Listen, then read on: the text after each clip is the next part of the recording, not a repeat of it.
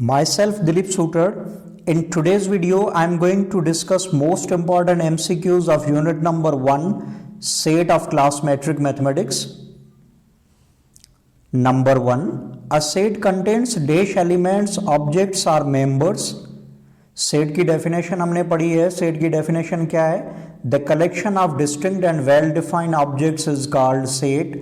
यानी कि सेट में जो मेंबर्स होंगे वो मुख्तलिफ होंगे और वाज़ेह होंगे.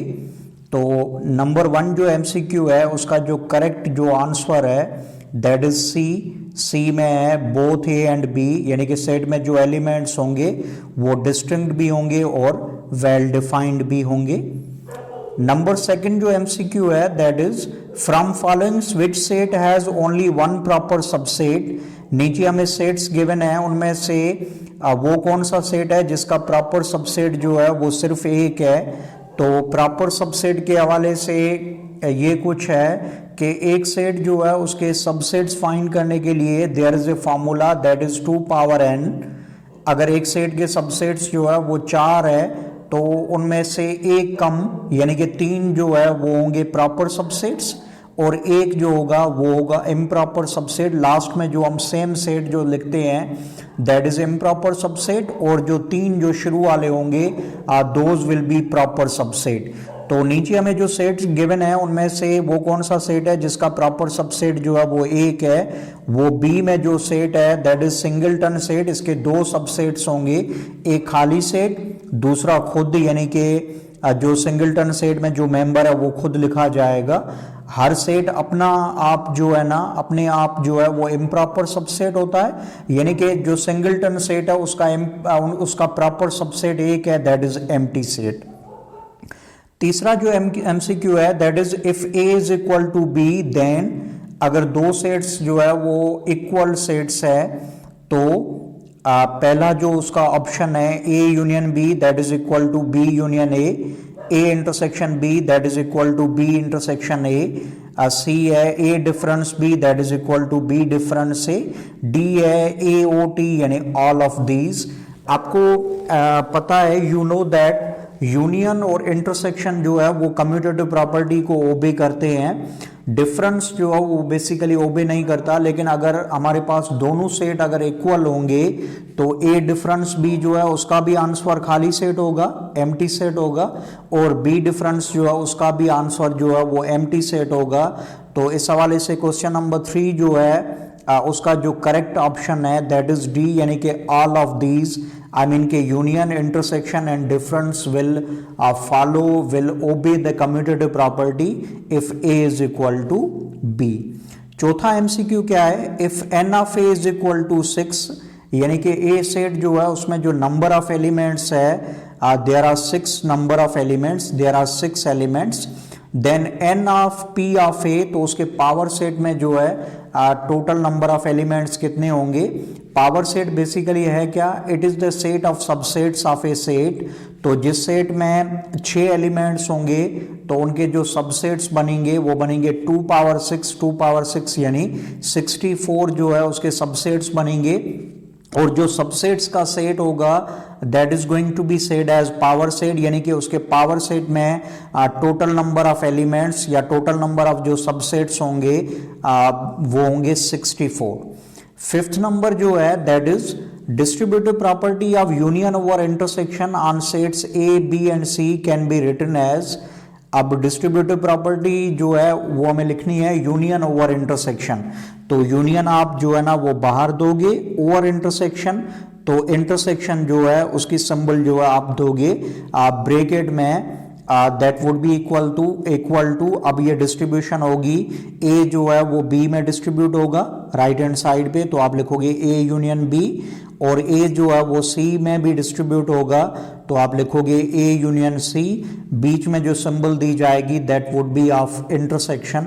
तो क्वेश्चन नंबर 5 जो था एमसीक्यू जो 5 था उसका बी ऑप्शन जो है that is correct one. 6 number जो है वो क्या है? A symmetric difference B contains dash elements. जब भी हम 2 सेट का सिमेट्रिक डिफरेंस मालूम करेंगे तो उसमें जो एलिमेंट्स लिखे जाएंगे वो लिखे जाएंगे uncommon are different elements from both the sets. दोनों सेट्स में जो कॉमन एलिमेंट्स होंगे वो बेसिकली काट दिए जाएंगे, कैंसिल कर दिए जाएंगे। In case of symmetric difference हम दोनों सेट्स के अनकॉमन एलिमेंट्स जो है वो लिखेंगे। यहां पर दो जो सेट्स है वो ए और बी है, तो इसका ऑप्शन डी जो है that is the correct one. Seventh number जो एमसीक्यू है that is which operation are operations of set obeys the associative property. Associative property जो है उसको बेसिकली सेट के जो दो ऑपरेशंस है लाइक कम्यूटेटिव प्रॉपर्टी, यूनियन और इंटरसेक्शन जो है वो कम्यूटेटिव प्रॉपर्टी को भी ओबे करते हैं, तो सिमिलरली यूनियन और इंटरसेक्शन जो है वो एसोसिएटिव प्रॉपर्टी जो है उसको भी ओबे करते हैं। 8th नंबर एमसीक्यू क्या है, if n of a is equal to 0 and n of b is equal to 50 then n of a cross b is equal to एक सेट जो है that is the empty set, A set जो है वो empty है और B set जो है उसमें चाहे कितने भी एलिमेंट्स हो, जब हम ए क्रॉस बी में नंबर ऑफ एलिमेंट्स जब उसके हम लिखेंगे तो इट वुड बी 0, क्योंकि अगर ए सेट जो है उसमें एलिमेंट्स 2 है और बी सेट जो है उसमें एलिमेंट्स 3 है, तो नंबर ऑफ एलिमेंट्स या number of ordered pairs in A cross B कितने होंगे 2 3 द 6, यानी कि हम जो सेट्स गिवन होंगे उनके एलिमेंट्स को हम मल्टीप्लाई करेंगे, नंबर ऑफ एलिमेंट्स को मल्टीप्लाई करेंगे, whatever the result will come that would be the number of ordered pairs in A cross B और B cross A. 9th number जो है that is if n of a is equal to 2 then total number of relations of set A will be। अब ये जो relations यानी binary relations है क्या, the subsets of the Cartesian product. तो ए set जो है उसके बाइनरी रिलेशंस हमें मालूम करने हैं, तो सबसे पहले आप फाइंड करोगे ए क्रॉस ए सेट जो उसमें मेंबर 2 है, दूसरा बी सेट जो है ना बेसिकली ए है, तो ए क्रॉस ए जब करोगे तो 2 to the 4 यानी कि ए क्रॉस ए में total number of ordered pairs होंगे 4। तो जो कार्टेशियन प्रोडक्ट के जो सबसेट्स है वो बेसिकली क्या है, बाइनरी रिलेशंस है, या आप खाली उन्हें रिलेशंस भी कह सकते हो। तो 2 पावर n यानी 2 पावर 4 यानी कि 2 को अपने आप 4 टाइम्स मल्टीप्लाई करोगे, रिजल्ट विल बी 16, यानी कि ए सेट जिसमें 2 एलिमेंट्स अगर हैं तो उसके जो टोटल नंबर ऑफ रिलेशंस या बाइनरी रिलेशंस जो होंगे those will be 16। 10th number MCQ क्या है, इफ आर जो हमें एक रिलेशन गिवन है उसमें ऑर्डर्ड पेयर्स पहला है 1a, दूसरा 2b, तीसरा 3a, then dom r is equal to, अब ये dom that is the short form for domain. अब डोमेन है क्या, it is the set of elements जो पहले नंबर पे हो, ऑर्डर्ड पेयर्स में जो पहले नंबर पे एलिमेंट्स हो उनके सेट को बेसिकली हम डोमेन कहते हैं।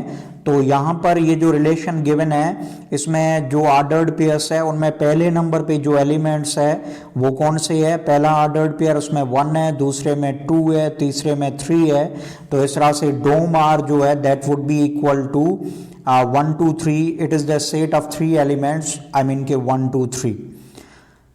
11 में क्या है, if A subset of B then A union B is equal to, A जो है वो बी का सबसेट है, यानी कि ए में जितने भी एलिमेंट्स है वो बी में मौजूद है। फर्ज करें अगर मैं लूं ए बराबर जो है उसमें एलिमेंट 1 2 है और बी सेट जो है उसमें एलिमेंट्स 1 2 3 है, तो यहां पर ए जो है वो बी का सबसेट है। ए के एलिमेंट्स जो है 1 2 those are available in set B, B में एलिमेंट्स 1 2 3 है, तो जब आप ए यूनियन बी करोगे तो रिजल्ट क्या आएगी, इट वुड बी 1 2 3 और 1 2 3, यानी कि ये जो सेट है that is equal to B, यानी कि जब ए जो है बी का सबसेट होगा तो ए यूनियन बी जो है वो किसके बराबर होगा, it would be equal to B. 12 number क्या है, if set B is proper subset of set A then set A is called dash of set B. Proper subset जो है उसका रेसिप्रोकल टर्म जो है दैट इज सुपर सेट। अगर set B जो है वो सेट ए का अगर प्रॉपर सबसेट है तो उसके रेसिप्रोकल हम कहेंगे कि सेट ए जो है वो सेट बी का क्या है, it is the super set. 13 में क्या है, if A B are positive integers R एक हमें रिलेशन गिवन है, रिलेशन कोई भी होगा उसमें ऑर्डर्ड पेयर्स होंगे, उसको जनरली हम कुछ इस तरह से रिप्रेजेंट करते हैं ए बी, सच दैट ए जो कि बराबर है बी के, then R can be written in tabular form as, एक रिलेशन है उसमें ऑर्डर्ड पेयर, उसको जनरली मैंने रिप्रेजेंट किया है ए बी से, और ये जो रिलेशन है वो इस कंडीशन पे बना हुआ है, यानी कि ए जो है वो बी के बराबर है, और ए और बी जो है दोनों क्या है, पॉजिटिव इंटीजर्स है। अब इस आर रिलेशन को जो है ना बेसिकली हमें टेबुलर फॉर्म में लिखना है, तो यहां पर मैंने दो ऑप्शंस दिए हैं। ए जो ऑप्शन है उसमें जो पहला मैंने ऑर्डर्ड पेयर लिया है दैट इज 0 0, यानी ए 0 बी 0, 0 आपको पता है कि नहीं पॉजिटिव इंटीजर है नहीं नेगेटिव इंटीजर है, यानी 0 इज नाइदर पॉजिटिव नार नेगेटिव, यानी कि हमें इस रिलेशन में बेसिकली हमें सारे वो ऑर्डर्ड पेयर्स पिक वो करेंगे जिसमें ए बराबर होना चाहिए बी के, और ए और बी दोनों जो है ना वो पॉजिटिव इंटीजर्स होने चाहिए। तो ऑप्शन बी जो है that is correct one for question number 13। Moving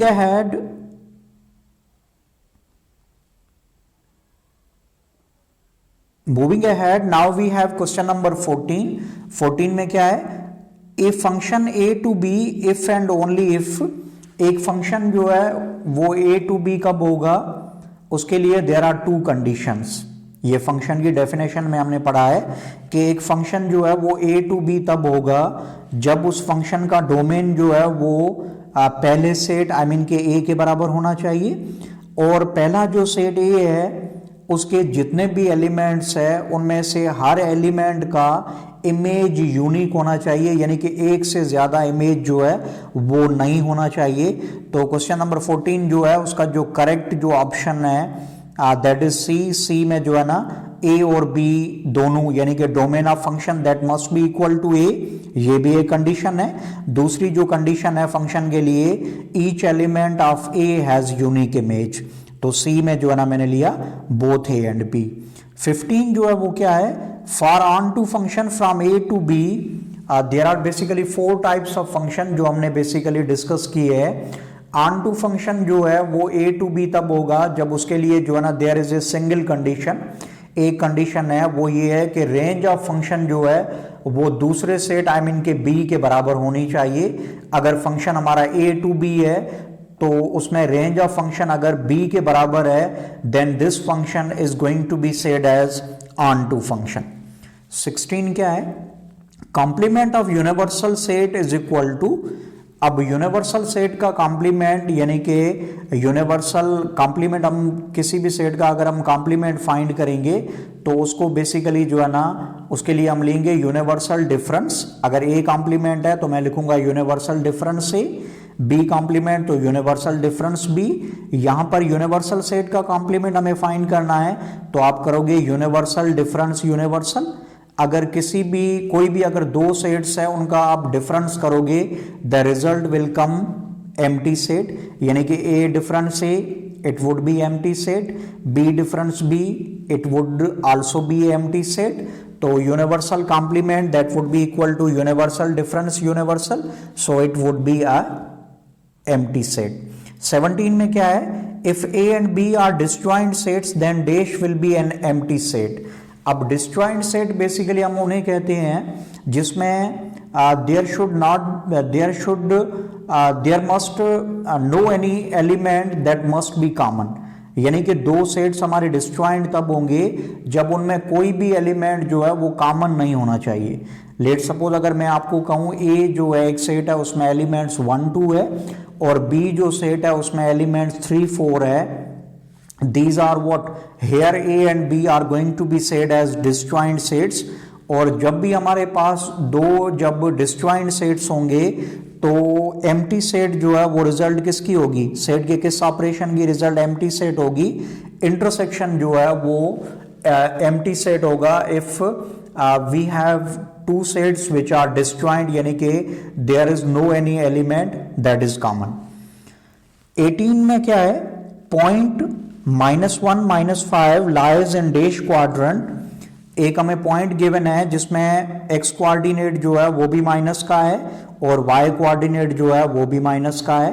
तो ये हमने Cartesian coordinate system for a plane में हमने पढ़ा था कि अगर एक पॉइंट जो है उसके दोनों कोऑर्डिनेट्स अगर पॉजिटिव है तो वो फर्स्ट क्वाड्रेंट में आएगी, अगर x जो है वो नेगेटिव है, y जो है वो पॉजिटिव वैल्यू है तो वो सेकंड क्वाड्रेंट में। यहां पर आप चेक करो कि जो x कोऑर्डिनेट है वो भी माइनस में है और y कोऑर्डिनेट जो है वो भी माइनस में है, then this point will lie in third quadrant. 19 क्या है, if a point lie on x axis then its dash coordinate will be 0। अगर एक पॉइंट x एक्सिस पे लाई करेगी तो उसका y कोऑर्डिनेट जो है, y कोऑर्डिनेट या जिसको ऑर्डिनेट भी कहा जाता है, दैट वुड बी 0। अगर एक पॉइंट y एक्सिस पे लाई करेगी तो उसका x कोऑर्डिनेट जो है वो 0 होगा। If it lies on x axis तो उसका y कोऑर्डिनेट 0 होगा। If a point lies on y axis तो उसका जो है x कोऑर्डिनेट 0 होगा। तो ये जो पॉइंट है वो x एक्सिस पे लाई करेगी तो उसका जो है कौन सा कोऑर्डिनेट जो है वो 0 होगा, y coordinate or ordinate that would be 0। The set of lines passing through a point is a dash set. एक पॉइंट जो है उसमें there are numerous lines those can be passed. एक पॉइंट में हम बहुत सारी लाइंस जो है वो पास कर सकते हैं और उन लाइंस को हम काउंट नहीं कर सकते। So the set of points passing through a point is a set. कौन सा सेट है? It is an infinite set. So this is the end of the lecture, जिसमें हमने 20 MCQs जो है ना वो डिस्कस किए। These all are important MCQs related to exams. अभी जो बोर्ड के एग्जाम्स होंगे उनमें 50% जो है वो MCQs होंगे।